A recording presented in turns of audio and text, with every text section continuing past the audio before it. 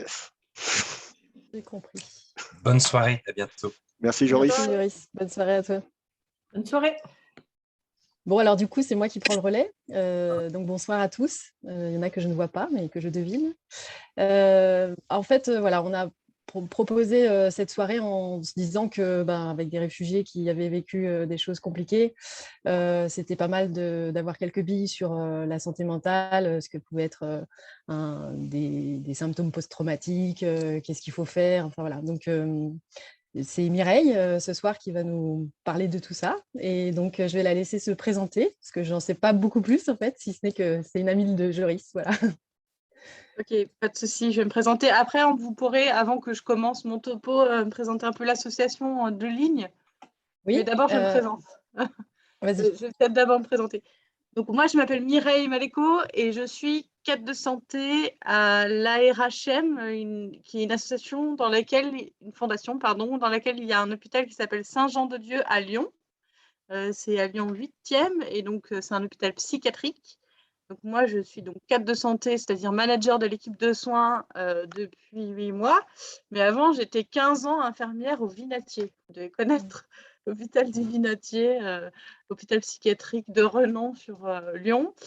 Et donc, j'ai été 15 ans, d'abord 5 ans infirmière en unité d'hospitalisation, et puis après 10 ans dans un CMP, donc centre médico-psychologique, je vous en parlerai tout à l'heure, à quoi ça sert.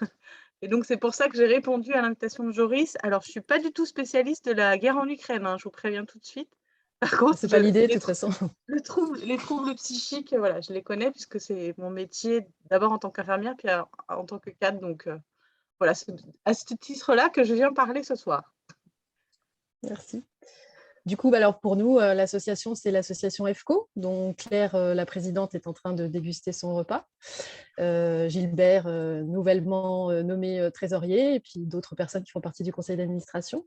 Et donc, au départ, notre association a pour vocation de favoriser des échanges européens autour de la danse et de la musique traditionnelle. Donc, il y a une tradition d'accueil en famille, mais sur des projets courts, sur des temps relativement courts. Et puis aussi autour d'un objectif festif, d'échange culturel. Bon, là, du coup, c'est la rencontre avec Joris qui a fait que, et l'actualité évidemment, qui a fait que on s'est lancé dans cette aventure d'accueil citoyen des réfugiés ukrainiens, qui est quand même un sujet un peu différent. Mais bon, on s'est lancé dans cette aventure avec cœur et avec des bénévoles aussi extrêmement motivés et efficaces. Voilà. Je ne sais pas si tu as d'autres questions. Non, il m'avait dit qu'il fallait que je regarde sur Internet, mais je n'ai pas eu le temps. À la place, j'ai fait un PowerPoint pour ce soir. Donc, en fait, nous, on a une église ukrainienne là, à Villeurbanne qui récolte beaucoup de dons, là, l'église Saint-Athanase. Vous êtes en lien aussi avec ce réseau-là aussi, parce qu'il y a beaucoup d'associations, mais c'est plus sur Lyon, parce que... Oui, alors c'est Joris en fait qui coordonne beaucoup de choses, puisqu'il a l'expérience de l'ouvre-porte et il a déjà pas mal justement de portes ouvertes dans les institutions et les associations à Lyon. D'accord. Après, précisément cette chose-là, je ne peux pas répondre. Je ne sais pas si Gilbert ou Claire sont au courant, ou quelqu'un. Non, personne. Oui, en fait, les associations ukrainiennes de Lyon, elles sont réunies sous une bannière qui s'appelle Lyon-Ukraine. Et moi, je suis allé voir, parce que je suis à Villeurbanne, donc je suis allé voir à l'église Saint-Athanase. J'ai vu que des bénévoles, je n'ai pas réussi à rencontrer le prêtre. Mais a priori, là où ils étaient, en fait, ils font essentiellement de l'envoi de matériel médical, de médicaments, de choses comme ça. Et sinon, ils participent en fait à Lyon-Ukraine, mais je n'ai pas réussi à avoir de contact plus que ça, en fait. D'accord. Très bien. Bon, je te laisse la parole alors maintenant. Ok, ça marche. Du coup, je vais partager mon écran là, si j'y arrive. Hop.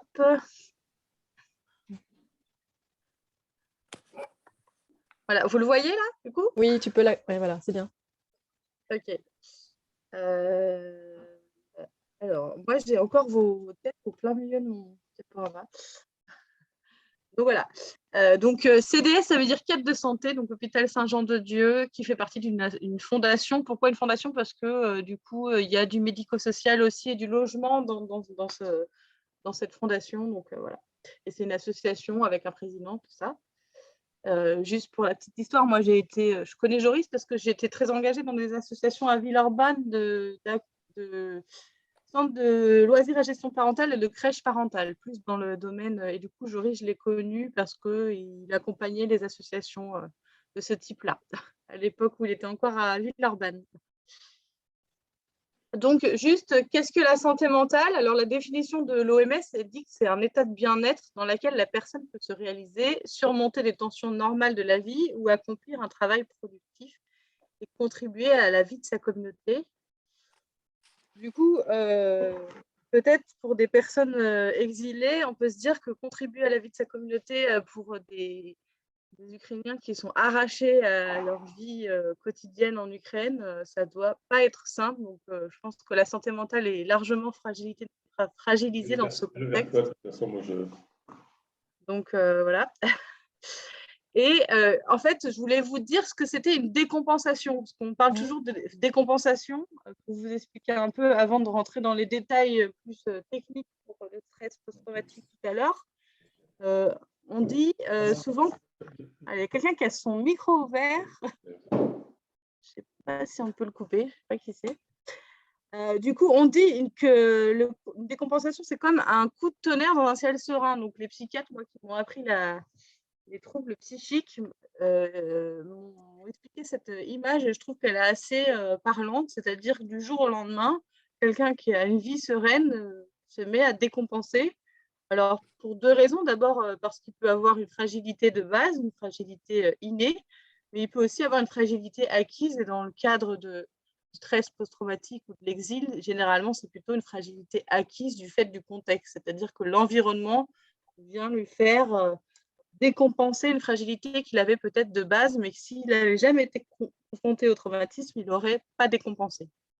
Donc, et on parle de décompensation psychique quand quelqu'un sort du réel, c'est-à-dire quand quelqu'un a des symptômes délirants. C'est-à-dire quoi, délirant? C'est-à-dire qu'il peut voir des choses qui n'existent pas, il peut entendre des voix qui n'existent pas.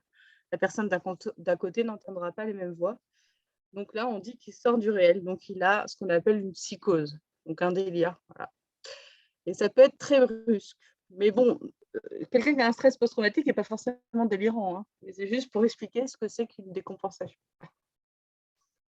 Alors, je vais peut-être continuer, puis peut-être après, vous aurez des questions. Donc, en fait, la psychiatrie, elle est sectorisée.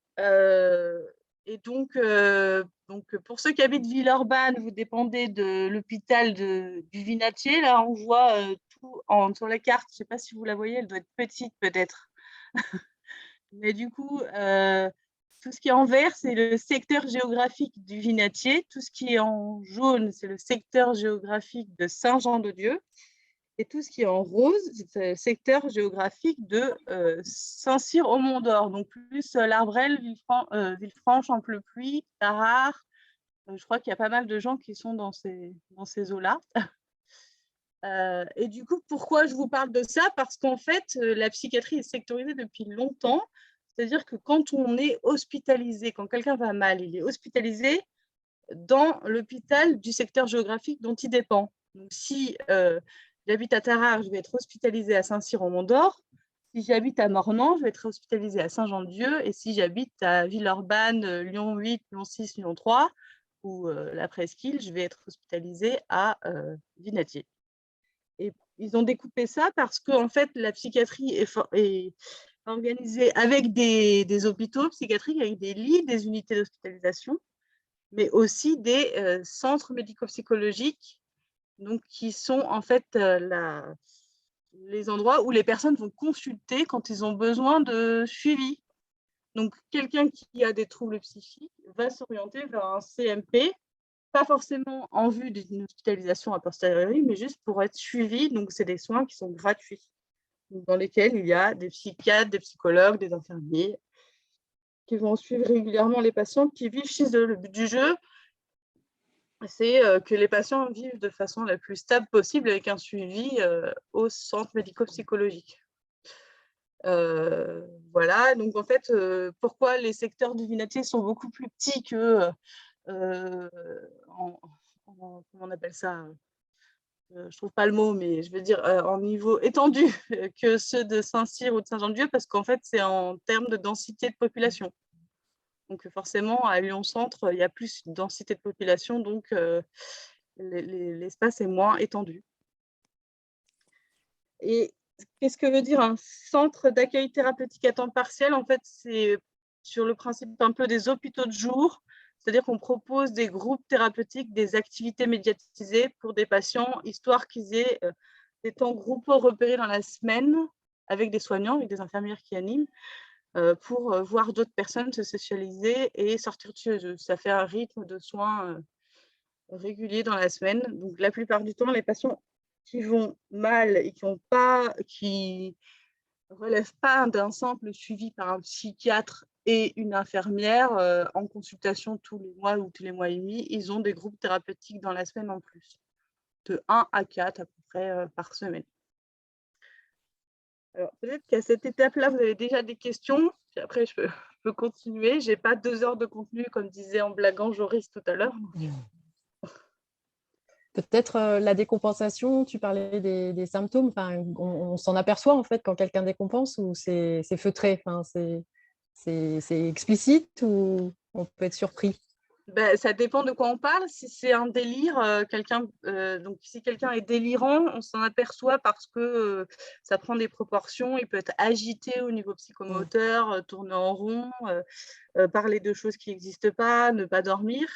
Par contre, si on parle d'une dépression à bas bruit, ça, on ne va pas forcément s'en rendre compte tout de suite. Ça dépend s'il arrive à le verbaliser. Voilà. Mais justement, on en parlera tout à l'heure. J'aurai des signes cliniques plus précis à vous donner. D'accord. Voilà. Et sur comment fonctionne la psychiatrie, c'est clair ou Bon. Alors du coup, juste pour information, je ne vais pas rentrer dans les détails. En fait, il y a différentes modalités d'hospitalisation en psychiatrie. L'hospitalisation libre, le patient vient de lui-même.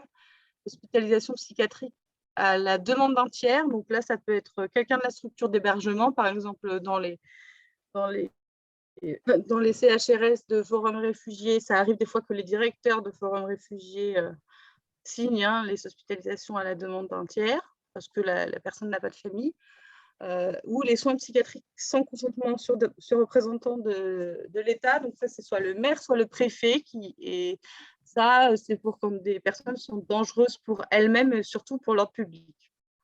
Du coup, c'est très légiféré en lien avec la loi de juillet 2011.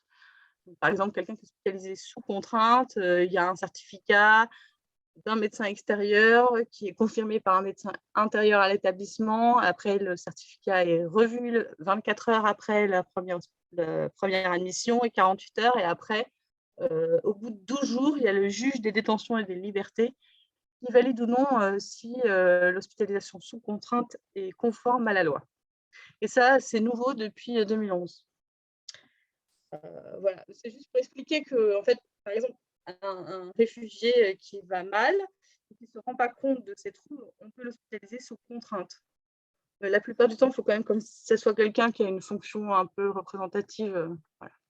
Mais quelqu'un qui peut héberger une personne, si elle l'héberge et qu'elle la connaît bien, elle pourrait demander ça. Voilà.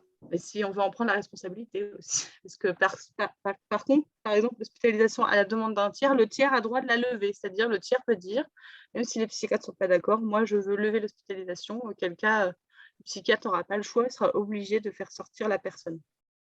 Moi, pour la petite histoire, ça m'est déjà arrivé de faire sortir un patient d'une chambre d'isolement dans laquelle il était protégé de lui-même parce que le père avait levé l'hospitalisation. Ça m'a fait bizarre. Donc, voilà. Alors, juste, moi, j'ai discuté avec Joris ce matin parce qu'il me disait, mais il faut que tu expliques aux bénévoles comment on fait pour se positionner. J'ai dit, bon, d'accord, mais moi, j'ai plus l'habitude d'expliquer aux étudiants infirmiers qu'il faut être ni trop proche ni trop loin. Pourquoi? Parce que si on est trop proche, on est trop dans la fusion avec la personne qui est en difficulté. Et si on est trop loin, la personne ne voit pas que, ne sent pas l'empathie et du coup, nous trouve trop distants. Donc, il faut être plus dans une écoute bienveillante. Alors, Joris m'a soufflé ce matin qu'il ne fallait pas que ça soit une enquête. On ne va pas chercher les informations, on laisse la personne un peu déposer ce qu'il a envie de déposer. Et puis, quand on est inquiet, il faut savoir passer le relais aux professionnels du soin et alerter. Mais du coup, d'abord, on va discuter ensemble de comment on fait pour repérer les signes, pour se dire, là, ça ne relève pas du normal, il faut que je puisse alerter, et comment je vais alerter et qui. Mais ça sera tout à l'heure. Peut-être que vous avez des questions par rapport à ça ou...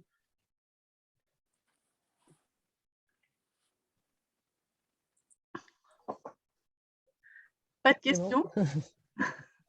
Ok. Donc voilà, donc du coup, on rentre dans le vif du sujet. La plupart du temps, quelqu'un qui est exilé et quelqu'un qui a subi des traumatismes ou des violences importantes, il y a souvent un trouble du stress, on appelle ça SPT, donc trouble du stress post-traumatique, pardon. Donc SPT, c'est stress post-traumatique. Alors, je suis désolée, du coup, j'ai laissé des termes un peu techniques, mais je vais vous expliquer ce que ça veut dire. Et alors, il souffre de ce qu'on appelle un syndrome de répétition. Ça veut dire quoi? Ça veut dire que le traumatisme vient se répéter par des reviviscences. Donc, il revit le traumatisme, et parfois comme ça, sans arrêt. Et ça vient lui générer le même stress qu'il a vécu au moment où il l'a vécu. Donc, c'est fortement angoissant. Et il peut avoir des cauchemars à répétition la nuit et des flashbacks la journée avec des images qui lui apparaissent. Donc, généralement, il y a souvent une agitation psychométrique, quelqu'un qui a des mouvements incoordonnés en même temps, des flashbacks, mais c'est sacrément angoissant. Voilà. Je ne sais pas si ça arrivait à certains, pas d'avoir d'un stress post-traumatique, mais de revivre comme ça parfois des événements marquants, c'est quand même très désagréable. Et du coup, ces personnes peuvent être aussi ce qu'on appelle dans un syndrome d'évitement. Donc, ils vont parfois avoir une grande tendance à s'isoler de tous les stimuli extérieurs parce que ça peut venir trop les solliciter. Et du coup, ils vont réorganiser leur vie quotidienne pour éviter tous les stimuli sonores, la lumière.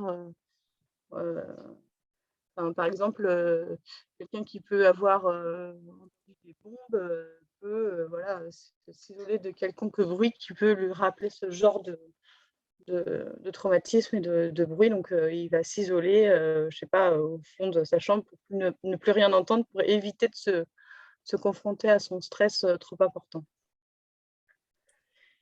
Et du coup, les autres symptômes très récurrents, c'est les troubles du sommeil. Alors, ce qu'on appelle l'inversion nuit-témérale, c'est-à-dire l'inversion jour-nuit.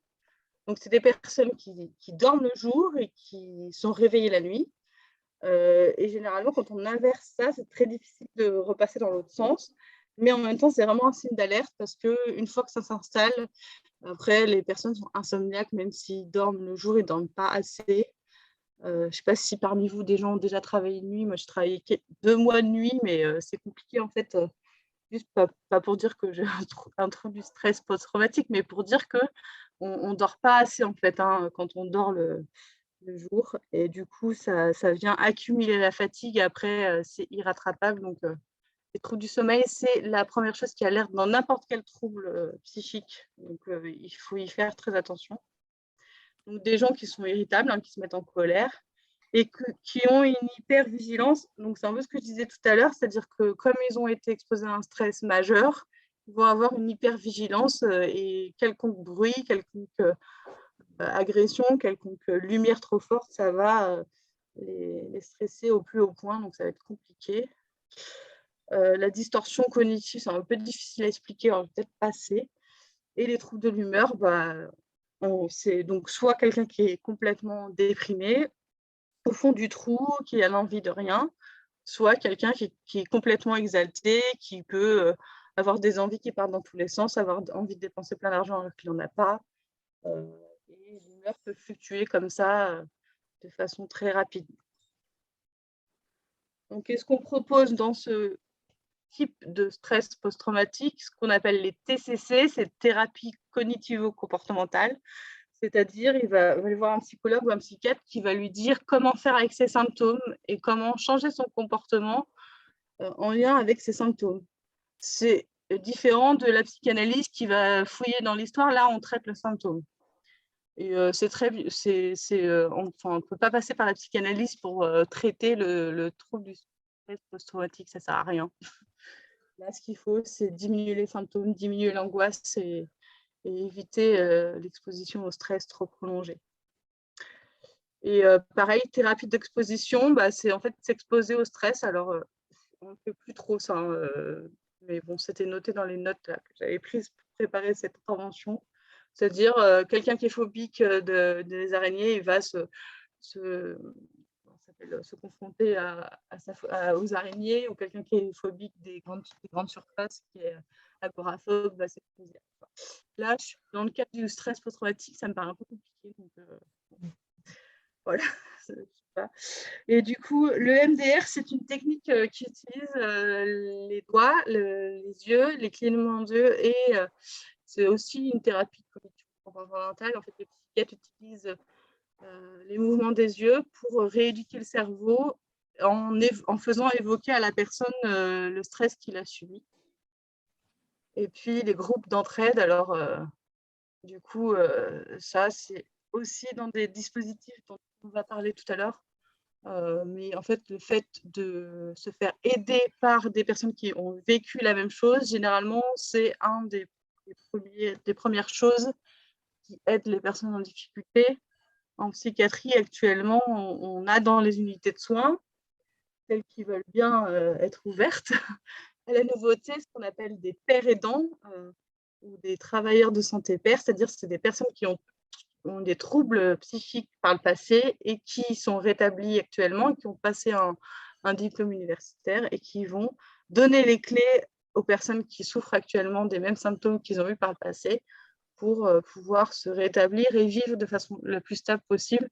Et généralement, c'est complémentaire des soins psychiques, mais c'est une bonne porte d'entrée pour... c'est un peu comme sur le principe des alcooliques anonymes, en fait. Hein. Voilà. Alors, je vois qu'il y avait quelqu'un... Ah, il y a quelqu'un qui avait noté, pour l'instant, tout est clair. Oh, parfait. Voilà. Alors, peut-être avez-vous des questions sur le stress post-traumatique avant que je passe au trouble dépressif, qui est la diapo d'après. Et du coup, par rapport aux soins, ce genre de symptômes, ça peut durer longtemps ou on délimite, on a une expérience de quelques mois ou c'est quoi, c'est quelques mois, quelques années, quelques semaines. Je vais juste prendre mes notes pour ne pas me tromper, mais généralement, les syndromes de répétition, c'est supérieur à 1 mois. Et le rétablissement de ce genre de stress post-traumatique, à mon avis, c'est au moins de 6 mois à 1 an, et puis voire même plus. Mais après, ça peut plus s'installer dans ce qu'on appelle des troubles de l'adaptation, une fois que ça s'installe de façon pérenne. Le stress post-traumatique, normalement, c'est comme ce que j'ai dit tout à l'heure, coup de tonnerre dans un ciel serein, qui est la formule pour parler des bouffées délirantes aiguës. Et comme je dis, c'est aigu. Et du coup, si ça se répète, on est inquiet. Mais si ça arrive, une fois, on est un peu moins inquiet. Le stress post-traumatique, normalement, c'est un peu temporaire. Après, là, je vérifie les notes que j'ai. Il peut y avoir des formes à expression retardée, c'est-à-dire 6 mois après l'exposition au stress majeur. Mais généralement, c'est quelque chose qui, avec les thérapies cognitives comportementales, qui se régularise quand même en quelques mois. D'accord. Est-ce qu'il y a d'autres questions?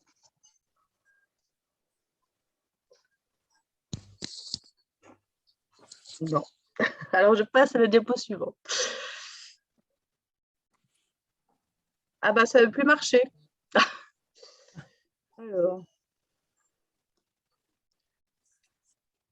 Alors, attendez, je vais relancer le partage d'écran pour voir si ça remarche.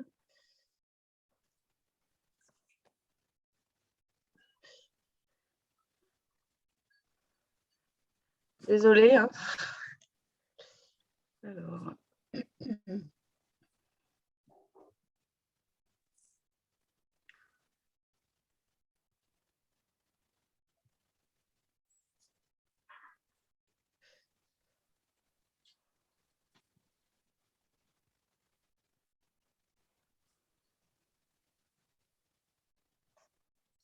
Ah, y est, ça a marché. Vous le voyez Non, du coup? Ah, Non. c'est vrai? Zut, C'est normalement, vrai. ça devrait marcher. Alors, je recommence.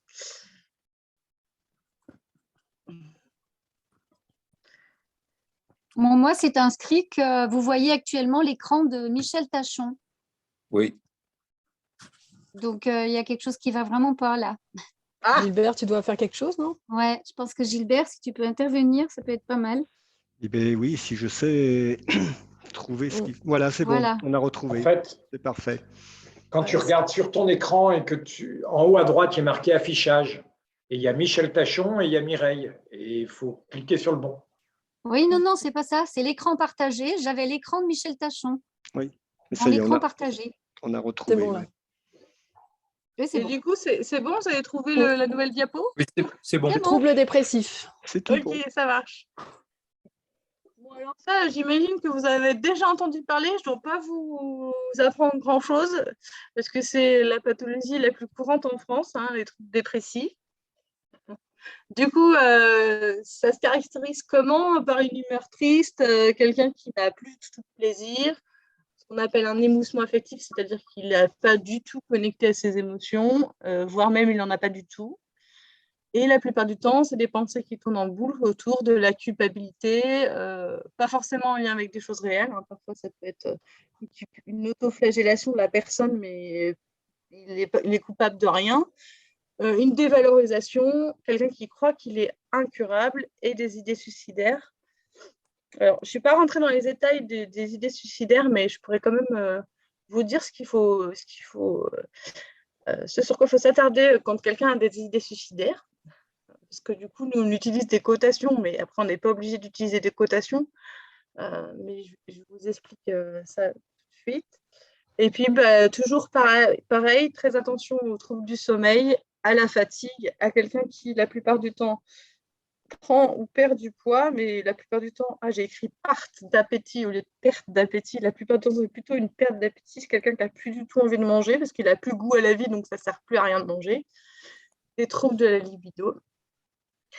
Et ça a un impact important sur la concentration. Par exemple, quelqu'un qui aimait lire n'a plus du tout envie de lire. Il n'arrive pas à retenir les choses parce qu'en fait, il est tellement préoccupé par ses ruminations qu'il n'arrive plus du tout à retenir. Il est clinophile, ça veut dire qu'il adore son lit. C'est ça que ça veut dire. Il n'a plus du tout envie de faire quelconque activité physique, voire même plus le goût de faire des activités intellectuelles. Et du coup, la prise en charge, c'est le suivi, la plupart du temps psychiatrique ou par les médecins généralistes, hein, parce qu'il y a quand même beaucoup de troubles dépressifs qui sont pris en charge par les médecins généralistes.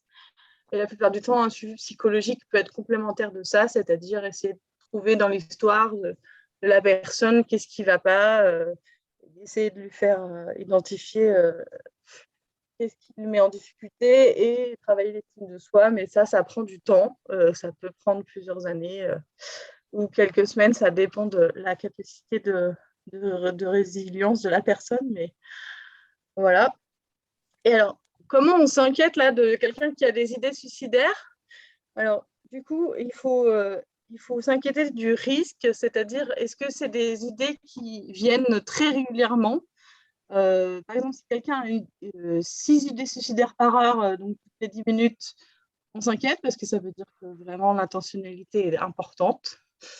L'autre chose que moi, je ne savais pas, hein, mais la première fois où quelqu'un m'a exprimé des idées suicidaires, je me suis dit, zut, qu'est-ce que je fais?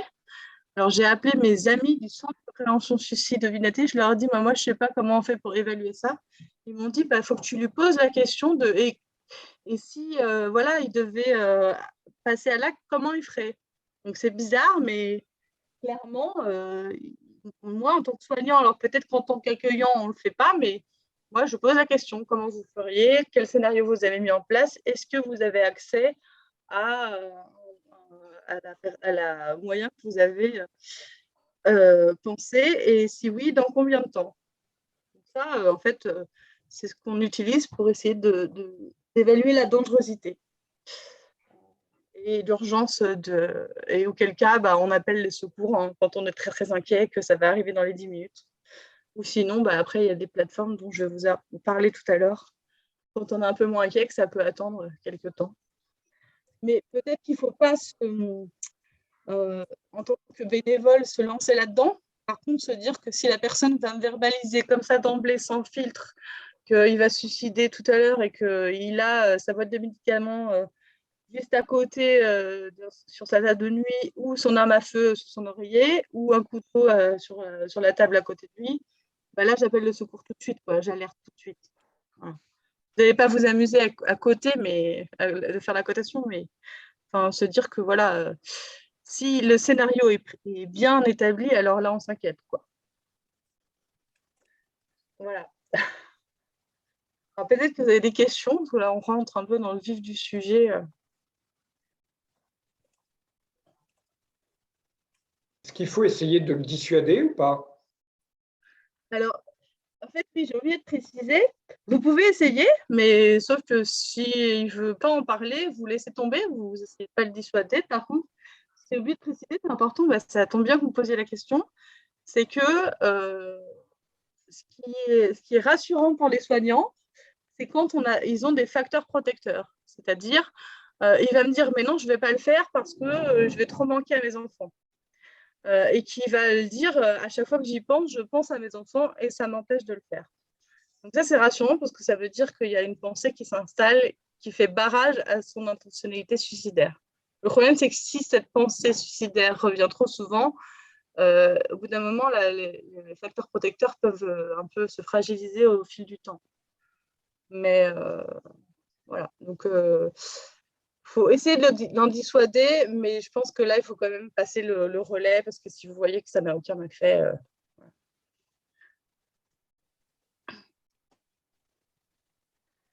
Ah oui, le problème, il y a quelqu'un qui dit, le problème est de toute manière la barrière de la langue. Vous avez raison. Alors là-dessus, moi, je ne sais pas quoi vous répondre. Ma fille vient de me dire qu'il y avait un enfant ukrainien dans son collège.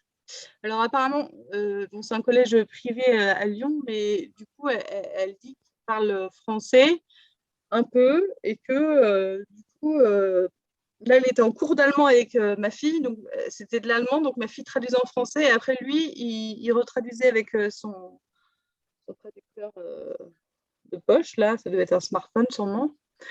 Et vous avez raison, après, je ne sais pas, vous savez, les personnes que vous allez accueillir, si elles parlent un peu français ou si elles parlent anglais ou... Non. Non, vous ne savez pas? Ah non, pas du tout. Ok. Moi, dans mon collège, on vient d'accueillir aussi une petite Ukrainienne en 6e et elle parle un petit peu anglais, russe et ukrainien, mais aucun mot de français. D'accord. Donc, on a mis en place tout un tas de systèmes, mais c'est vrai que dans l'urgence de quelque chose, c'est compliqué, quoi. Oui, c'est sûr. Après, vous utilisez des dessins, je sais pas, de faire dessiner, ouais. Bon, il y a Google Traduction, quoi. Mais... Ouais, c'est ça. Mais oui, dans l'urgence, quelqu'un qui va mal, ça se voit parce qu'il est agité. D'abord, ça se voit sur sa tête, le faciès est marqué par l'angoisse et par la douleur ou la dépression. Et puis, il peut être agité, montrer des signes d'agitation, voilà. Mais quand c'est comme ça, si vous ne savez pas, dans les services de soins, nous, on a des interprètes, en fait, hein, donc c'est plus facile. Mais vous avez raison de poser cette question. Mais je ne vais pas pouvoir bien y répondre, je pense. Mais... Voilà. Alors, du coup, en fait, mon diaporama, à chaque fois que je change, il ne veut plus marcher. Donc, je recommence, désolée. c'est ça, de faire la nouveauté, après il n'y a plus rien qui marche. Mireille, il y a une autre question qui a été Oui. posée dans le chat là. Et Oui, comment gérer quand il n'y a pas de signal? c'est-à-dire pas de signal. Alors, et Alors, comment gérer quand il n'y a pas de signe? Certains passent à l'acte sans donner de signe. Eh bien, c'est une bonne question. Certains passent à l'acte sans donner de signe, enfin, sans que les personnes s'en aperçoivent, c'est-à-dire certaines peuvent effectivement attenter à leur jour sans qu'on s'en aperçoive, mais en fait, sûrement, il y avait des signes, mais on ne les avait pas vus. Donc, souvent, l'entourage ou les aidants ou les accueillants se culpabilisent dans ces moments-là, mais moi, j'ai l'habitude de dire que c'est peut-être facile, c'est un peu simplificateur, mais que la personne, elle fait son choix à ce moment-là. Et si elle l'a caché, c'était aussi son choix de ne pas montrer qu'elle n'allait pas bien. Donc, quand on ne voit pas les signes, comment on gère, on ne peut pas voir les signes, donc je ne vois pas trop comment répondre à votre question. Ou sinon, peut-être préciser, je ne sais pas. Mais il y a des gens qui sont quand même assez forts pour cacher leurs problèmes, quoi.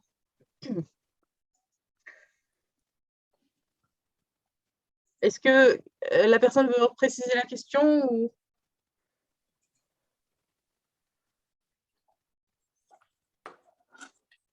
Non. vas-y. Séverine, tu voulais la parole? Il n'y a pas le son, en fait. Ah. Gilbert, tu veux faire quelque chose? Il n'y a pas le son pour... En fait, si, elle a activé son micro, mais on ne l'entend pas. Ben oui. Là, vous m'entendez? Oui. Ah oui. Ah, voilà. Bon. Non, parce que en dehors du fait que ce sont des Ukrainiens, ce sont des êtres humains comme des gens qui nous entourent, nous. Oui. Voilà. Et quand on a été confronté, alors pas moi personnellement, mais des amis ont été confrontés par ce genre de problématiques, et ils se posent vraiment des questions de savoir pourquoi il y a eu ces suicides. Et il y a beaucoup de culpabilité, comme vous disiez, et en même temps, ils ont beau essayer de faire se remémorer ce qui s'est passé, ils ne comprennent pas les actes, surtout quand il n'y a pas de lettres ou quoi que ce soit pour expliquer l'acte, en fait. Et je me dis, ce sont des personnes qui ont, oui, vécu des choses terribles, mais qui peuvent aussi arriver avec leur propre histoire, pas que l'histoire de la guerre, mais leur propre histoire, comme nous, on a notre histoire sans guerre, quoi. Oui, bien sûr. Et ça peut aussi être, pas forcément la guerre, qui peut provoquer ce genre d'idées suicidaires. Ça peut peut-être accentuer ou... Enfin, je ne sais pas. Oui, bien sûr, vous avez raison, ça peut peut-être accentuer des problématiques qu'ils avaient déjà avant la guerre. Ouais. Mais du coup, après, comme j'ai dit tout à l'heure, c'est peut-être un peu réducteur de dire ça, mais la personne qui a caché ces problèmes, ces idées suicidaires et tout ça, l'entourage va forcément se culpabiliser de base, mais s'ils retracent tous les mois ou les années qui précèdent et qu'ils n'ont vu aucun signe avant-coureur, c'est que la personne voulait tellement passer à l'acte qu'elle a caché qu'elle allait mal. Ou qu'elle allait mal, que ça s'est cumulé et qu'au bout d'un moment, elle n'a pas trouvé d'autre solution que de passer à l'acte, mais c'est que quelque part, il n'y avait aucune pensée barrage et elle ne voulait pas demander de l'aide, quoi. Parce que sinon, les personnes l'auraient vu, ou l'auraient un peu vu. En fait, en gros, quand ils disent « je vais me suicider », c'est que c'est une demande d'aide. Ah bah, la personne qui dit je vais me suicider, la plupart du temps, oui, c'est une demande d'aide, ouais. Voilà. C'est comme ça qu'il faut l'entendre, en fait. Bah, la personne qui dit je vais me suicider, mais mes médicaments ils sont au fond de mon placard et je le ferai dans 3 mois, c'est plus une demande d'aide qu'autre chose, ouais. Voilà. Ça veut dire je vais mal, ça fait longtemps que je vais mal, j'ai trouvé aucune autre solution pour me sortir de mes problèmes que ça. C'est ça, hein, les idées suicidaires. C'est quelqu'un qui est tellement enquisté dans sa dépression qu'il n'a plus trouvé d'autre solution que de mourir pour éviter d'avoir à se confronter à ce qui lui pose problème. Mais les idées suicidaires n'amènent pas forcément au suicide. Non. C'est ce que je disais tout à l'heure. C'est-à-dire que les idées suicidaires, s'il y a des pensées barrages, la personne ne va pas forcément passer à l'acte. Par contre, si on ne fait rien avec des idées suicidaires à répétition, ça vient lui miner le moral à terme et il faut faire attention, quoi. Oui, c'est-à-dire que ces idées qui peuvent faire barrage peuvent disparaître. Au bout d'un moment, oui, parce que bah, je ne sais pas, la famille peut se fragiliser, enfin, c'est pas, voilà, ouais, ça peut disparaître, ouais. Et à ce moment-là, on peut s'inquiéter, ouais. D'accord. Mireille, tu as une question supplémentaire dans le chat. Et Christophe, Voilà. Ah oui, oui. comment Comment faire la différence différence entre une dépression et une nostalgie ou autre due à la situation? Alors, nostalgie, c'est compliqué comme mot. Dû à quelle situation, je ne sais pas, mais comment on fait la différence entre une dépression, une dépression et une nostalgie? La nostalgie, c'est le regret du passé, un peu. Hein. Oui, mais il peut y avoir de la tristesse. Enfin, je veux dire, si des Ouais. familles ont des gens au front, s'ils ont perdu des proches, s'ils sont Ouais. inquiets pour telle ou telle personne de leur entourage. Puis Ouais. même, enfin, le fait d'avoir sa ville détruite, ça peut engendrer beaucoup de sentiments Ouais, ouais, à bien la sûr. fois. Ouais, Oui, j'ai je pense marqué que nostalgie ou autre, mais c'est bien la situation actuelle, le fait d'avoir quitté son chez-soi, etc. ouais, C'est ouais. bien ça que je voulais dire. Hein. Le terme nostalgie est peut-être pas du tout approprié, mais c'était Non, dans il ce n'y a pas de sens-là, souci, quoi. c'est plus clair comme ça. Je pense qu'on s'inquiète quand il y a un problème de sommeil et un problème de perte d'envie de faire quoi que ce soit. On appelle ça l'anédonie, manque de plaisir ou perte de plaisir. Quand la personne n'a plus envie de faire quoi que ce soit, qu'il n'arrive plus à manger, qu'il ne dort plus et qu'il passe ses journées à pleurer, là, et que ça s'installe dans le temps et qu'il n'a plus d'appétit pour faire quoi que ce soit, on peut se demander si ce n'est pas une entrée dans la dépression. Ouais.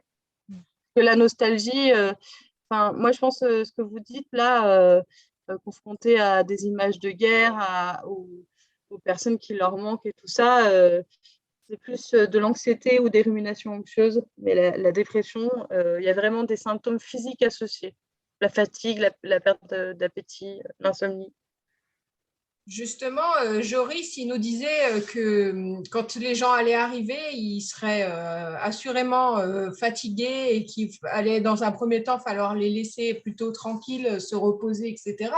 Mais on peut se poser la question au bout de combien de temps ils se seront suffisamment reposés et au bout de combien de temps on se pose des questions, est-ce qu'ils vont bien, quoi.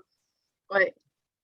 Alors, malheureusement, je ne suis pas sûre que je vais pouvoir vraiment répondre à cette question parce que je ne sais pas quel est le degré de fatigue de ces personnes-là. Mais je pense qu'effectivement, il faut leur laisser le temps de se reposer. Je dirais, voilà, on commence à s'inquiéter peut-être au bout d'un mois et demi s'ils n'arrivent pas à avoir des activités un peu plus... à faire des choses, quoi. Mais effectivement, ils vont arriver fatigués, c'est sûr. Un mois et demi, c'est peut-être un peu long. Hein. Un mois, 3 semaines, un mois. Ouais. Alors, juste, il faut que j'aille chercher mon chargeur avant que mon ordinateur s'éteigne. Je reviens, j'en ai pour 1 minute.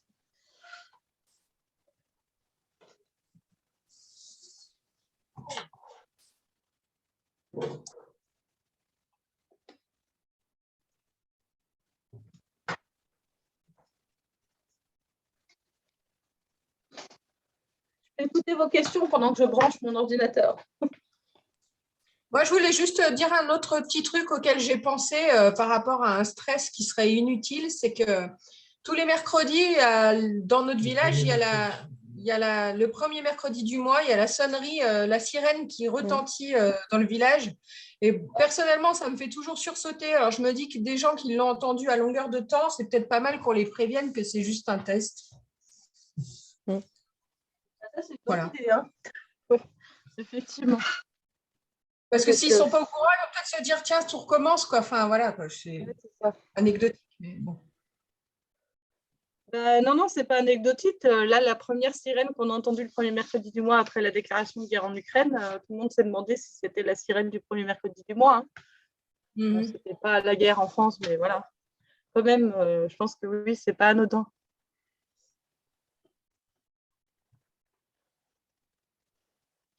Je vais peut-être continuer, puis après on pourra continuer sur des questions. J'ai bientôt fini, donc du coup, là, c'est pour savoir. Thibaut, il y avait une question dans la discussion à nouveau. Ouais. Avez-vous une idée du pourcentage de réfugiés de guerre qui ne présentent pas de troubles dépressifs ou des SPT? Qui présentent des troubles. Qui présentent. Ouais. Mais non, je suis désolée, mais je peux chercher la réponse à la question tout à l'heure et l'envoyer à Joris si vous. Mais non, je ne connais pas les pourcentages. Et je pense que c'est pas ça ne peut pas être 90%, mais je peux pas donner de faux chiffres, donc il faudrait que je me renseigne. Désolée. Je vous ai dit, moi, je ne suis pas la spécialiste de la guerre en Ukraine. Hein, Du coup, je vais continuer, puis après, on pourra échanger. Alors, bien sûr, ça ne remarche pas.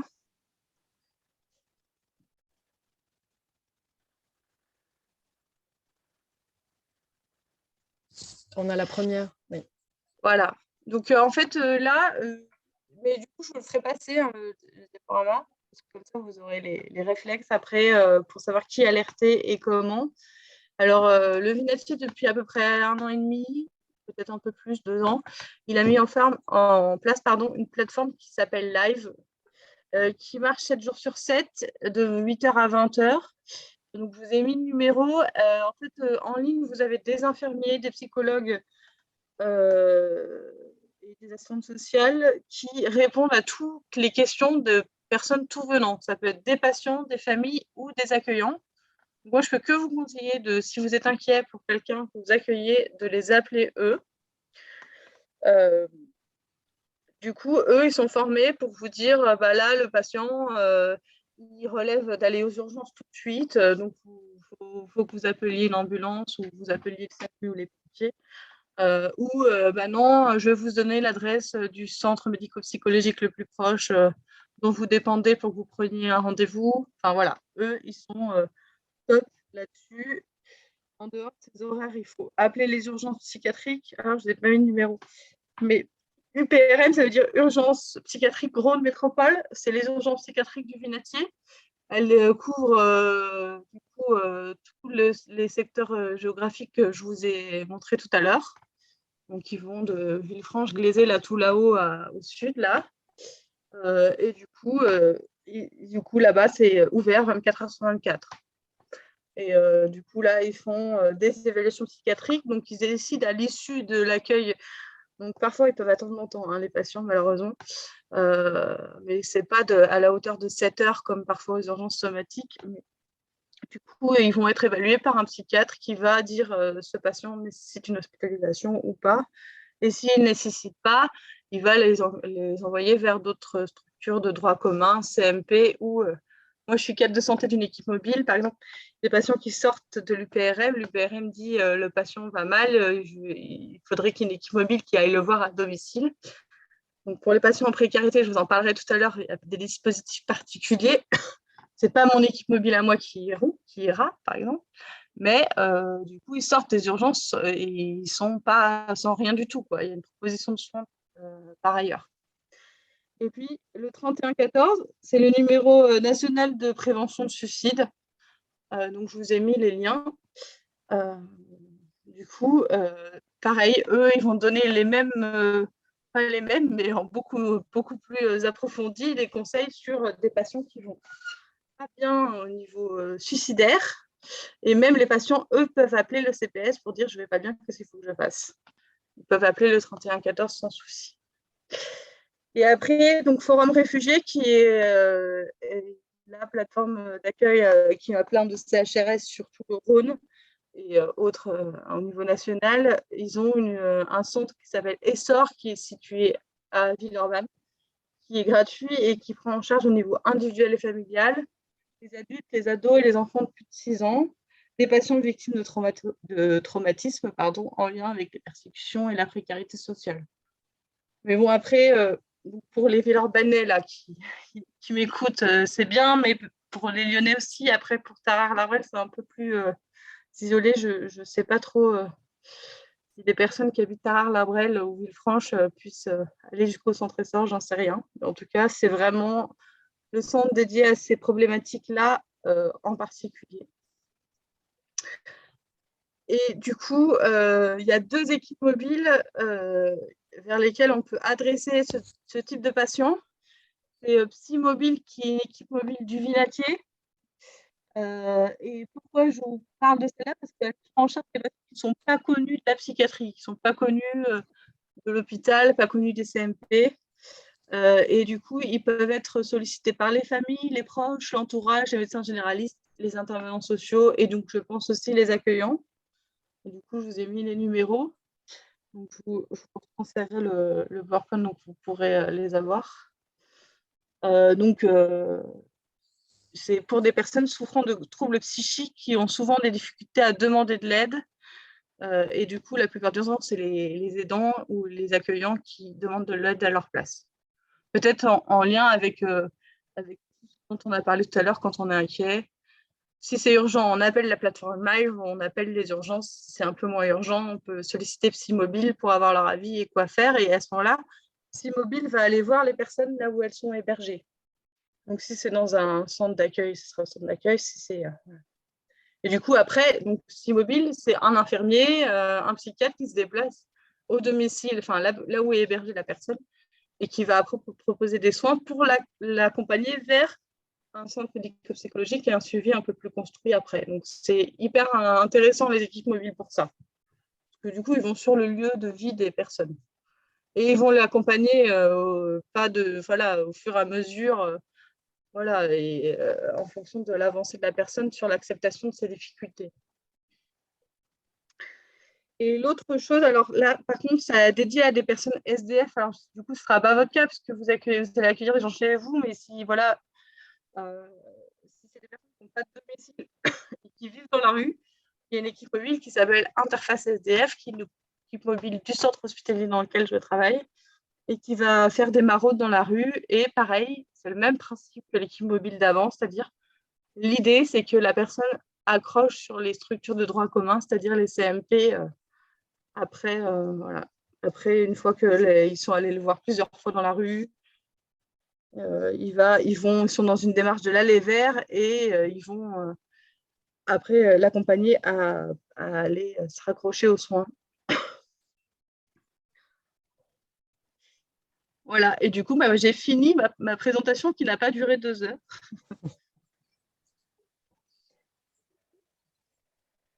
Juste une petite question sur les CMP. Oui. Moi, j'ai entendu dire qu'ils étaient bien saturés, les CMP. Ouais.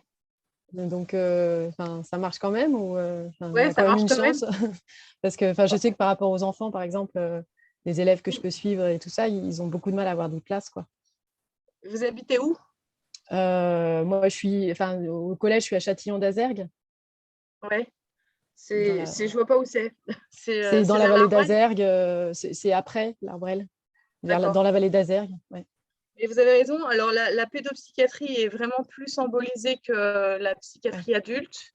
Mais du coup, c'est une ancienne infirmière qui vous parle. À partir du moment où les psychiatres auront accepté, et d'ailleurs c'est le cas dans la plupart des CMP à Saint-Cyr, le secteur dont vous dépendez, je ne sais pas en pédopsychiatrie, mais en psychiatrie adulte, quand les infirmières, c'est-à-dire celles qui sont les plus nombreuses dans les CMP, font les nouvelles demandes, alors les nouvelles demandes ne sont pas impolisées. Le problème, c'est les psychiatres.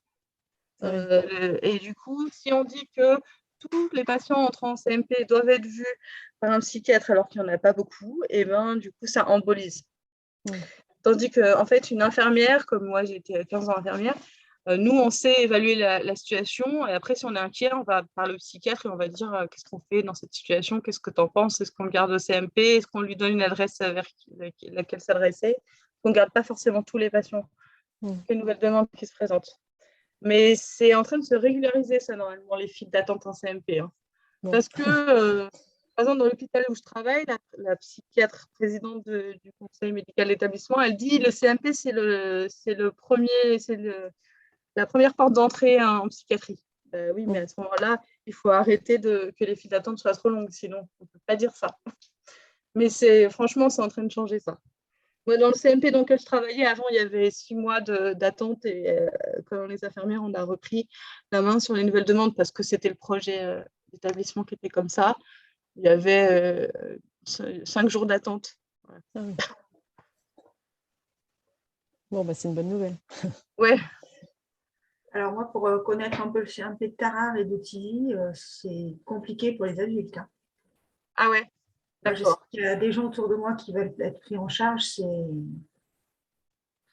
ne sont pas pris en charge, Ouais, et du coup, Non, c'est tellement compliqué que d'accord. même pas se mettre sur liste d'attente, quoi. Donc, comment aider ces gens-là dans nos coins? À moins que ça ait changé depuis 3 mois, mais avec Non, la non, crise, hein, c'est je vous pire, crois. quoi. Je vous crois. Après, souvent, ce qui aide, c'est l'appui d'une lettre. Alors, je ne sais pas pour les personnes que vous accueillez, parce qu'ils n'ont pas de médecin généraliste. Mais du coup, pour des personnes lambda, il faut l'appui d'un médecin généraliste. Une lettre de médecin généraliste, parfois, ça peut aider. Ou pas, mais il faut que la lettre soit détaillée. Ou sinon, que la personne, on aille la faire voir par un médecin de garde et que la personne décrive précisément les symptômes, l'inquiétude qu'il a. Mais là, je parle dans une situation pas urgente, hein, CMP. Voilà, Même... c'est ça, c'est ce que je voulais dire, parce que moi, ce n'est pas dans des situations urgentes et la prise en charge, elle est nulle, quoi. Pas nulle dans le sens, il n'y en a pas. Pas nulle, elle est pas bien. Vous voyez ce que je veux dire? Oui, je comprends. C'est-à-dire que les gens se demandent si ça a un intérêt d'attendre 8-10 mois pour être pris en charge. Non, ça n'a pas beaucoup d'intérêt. Même quand on n'est pas dans l'urgence, s'il y a une demande, c'est qu'il y a quand même quelque chose. Vous voyez ce que je veux dire? Après, là, comme vous dites, c'est par rapport aux urgences. Mais est-ce qu'ils sont tous dans l'urgence? Pas forcément, mais ils auront peut-être besoin tous d'une aide psychologique malgré tout, parce que ce qu'ils ont vécu, c'est quand même pas anodin. Oui. C'est sûr, vous avez raison. Oui, pardon. Bonjour. Oui, juste si je peux compléter, moi je travaille, je suis infirmière scolaire, donc je suis en lien avec le CMP de Saint-Cyr au niveau des enfants. Ouais. Et effectivement, on les a rencontrés la semaine dernière, ils sont à 8 mois d'attente actuellement. Oui, mais je ne suis pas étonnée, la pédopsychiatrie, c'est très compliqué. Pour les enfants, oui. Mais je pense que dans notre secteur, c'est pour tout le monde, hein, c'est adultes et enfants. Oui, j'entends, mais du coup, c'est pas grave, il n'y a plus mon PowerPoint. Il est parti, c'est ça? Oui. Ok, c'est pas grave, de toute manière, c'est fini. Oui, je pense que vous me dites.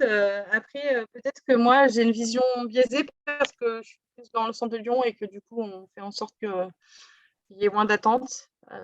Voilà, je suis désolée du coup, mais ouais. Moi, j'ai une collègue qui est cadre de santé à Saint-Cyr, elle ne m'a pas dit qu'il y avait trop gros délai d'attente, mais peut-être que je ne vais pas poser la question précisément. Je leur demanderai. Mais Saint-Cyr et Tarare ou Tizi, c'est pas la même. On dépend de Saint-Cyr, mais c'est pas les mêmes structures. Oui, mais elle est cadre de santé à Villefranche et tout ça. À un moment même, elle avait Tarare, donc je pense qu'elle doit toujours l'avoir d'ailleurs. Je lui poserai la question. Il y a un gros délai d'attente.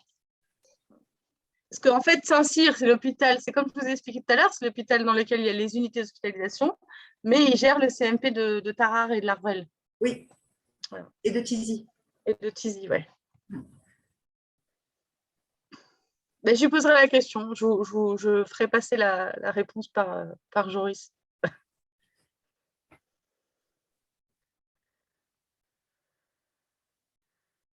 Est-ce qu'il y a d'autres questions?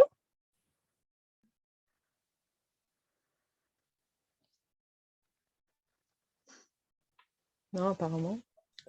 Je pense ça a été bien clair, bien instructif. Ok, merci. Est-ce que vous pourrez nous envoyer la présentation dans un mail? Ça pourrait être pas mal parce que je sais que la présentation, l'enregistrement précédent, il y a des gens qui le cherchent encore et qui ne l'ont pas trouvé. Donc, puis c'est plus facile d'avoir juste le PowerPoint en fait, avec les numéros d'urgence, etc. Oui, mais en fait, est-ce que vous pouvez m'envoyer le mail de l'association? Comme ça, j'évite de passer par Joris à chaque fois, ça évitera les intermédiaires. Gilbert, tu rattrapes le coup?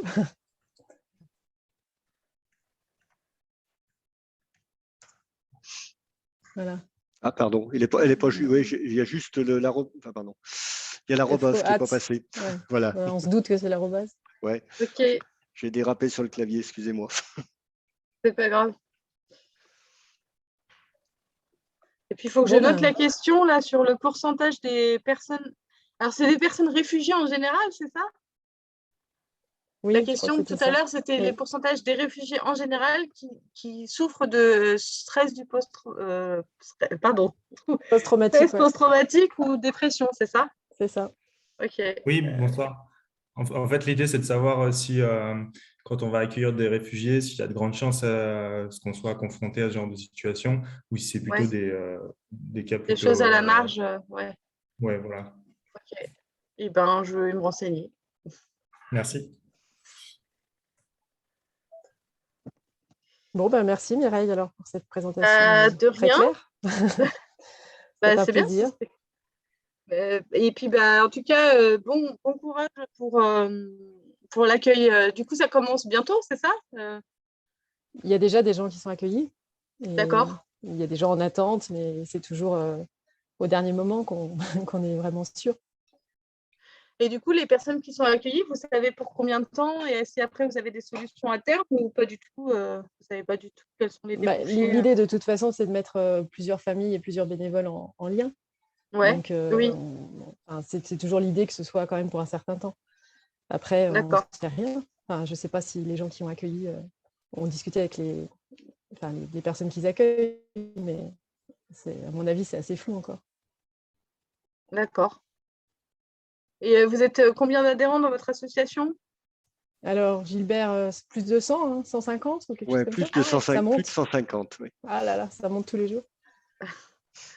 Parce que du coup, oui, c'était ça que je voulais dire tout à l'heure, que j'avais oublié, c'est qu'il y avait des danseurs folkloriques qui étaient accueillis à Saint-Pierre-Tendieu à un moment. On avait entendu parler par Walter Apiac, qui doit être dans les réseaux Lyon-Ukraine et aussi à la paroisse Saint-Athanase. On a vu souvent témoigner là sur France 3 Région ou BFM TV Lyon là, autour des problématiques des Ukrainiens. Et du coup, vous étiez en lien avec ça, avec ces danseurs-là qui venaient d'Ukraine aussi, à la base? Claire, non, je crois pas. Hein. Claire, c'est à toi de parler. Alors, oui, non, pas du tout.